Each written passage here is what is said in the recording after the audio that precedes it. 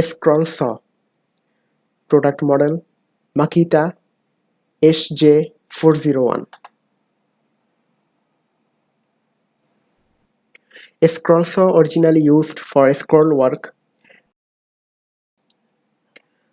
A scroll saw is a small saw used for making intricate cuts and curves in a range of materials. Variable speed control further enhances the accuracy and detailing you will enjoy with your scroll saw.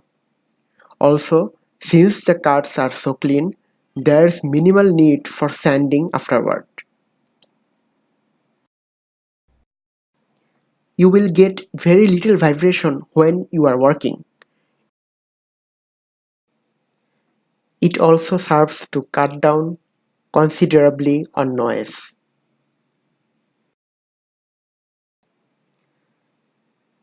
A clean workshop is essential for safety and comfort both.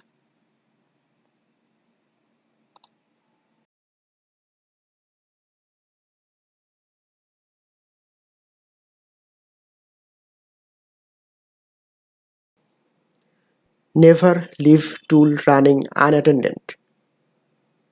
Turn power off. Never use your scroll saw with a blade guard removed.